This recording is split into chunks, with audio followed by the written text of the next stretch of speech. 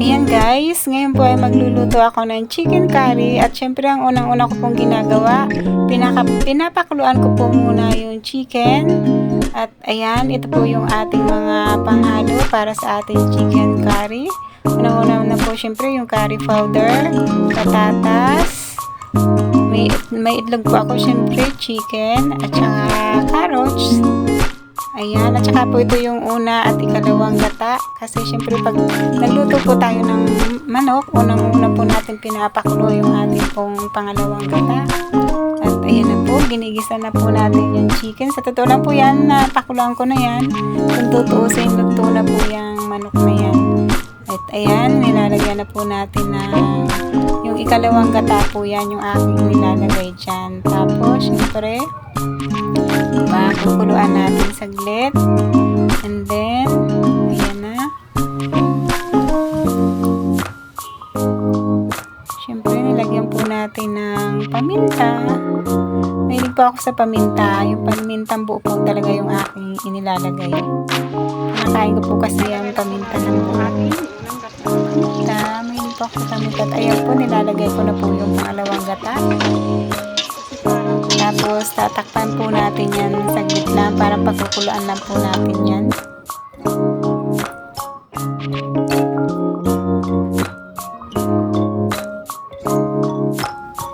And then, ayan na po. Yan po ay hayaan na po natin naka-open.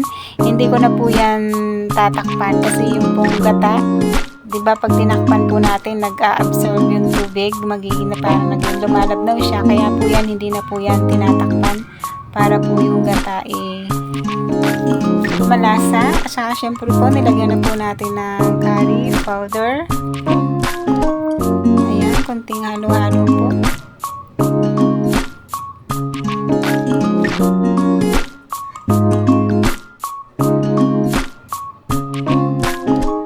Syempre dinagdagan ko po ng curry powder kasi hindi po ba't siya nagkukulay, kulang sa kulay para hindi siya chicken curry. Titingnan kung hindi po siya medyo madilaw. Then ilalagay na po natin yung ating patatas at saka carrots. Yan pong chicken, luto na po yan.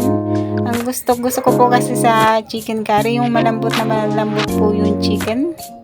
Ganun po yung gusto ko pagka nagluluto ako ng chicken curry. Yung halos matanggal na yung laman ng manok doon sa buto ng manok. At ayan, konting halo-halo po.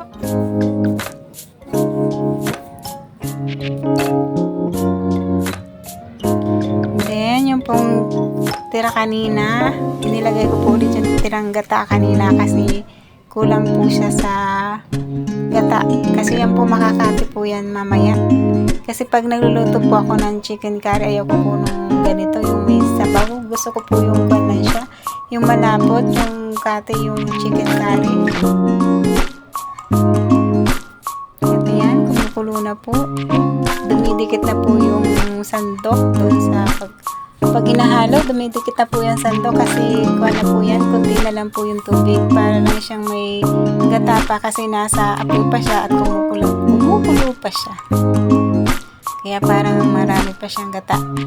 Pero once po na pinatay na yung apoy na yan, kati na po yan, yung gata, wala na po yan, kati na yan. Kasi gusto ko po talaga ganun, yung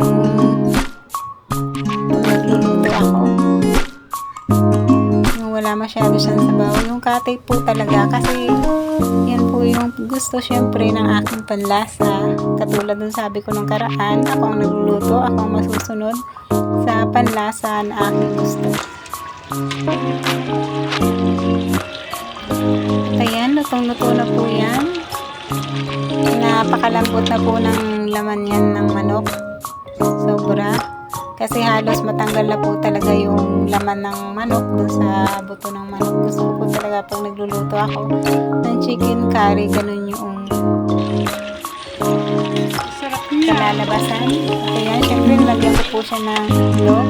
Dapat po yan, itlog ng pugo. Kaya lang po wala po kasi itlog ng pugo na mabili. Kaya yan, itlog na lang po ng manok.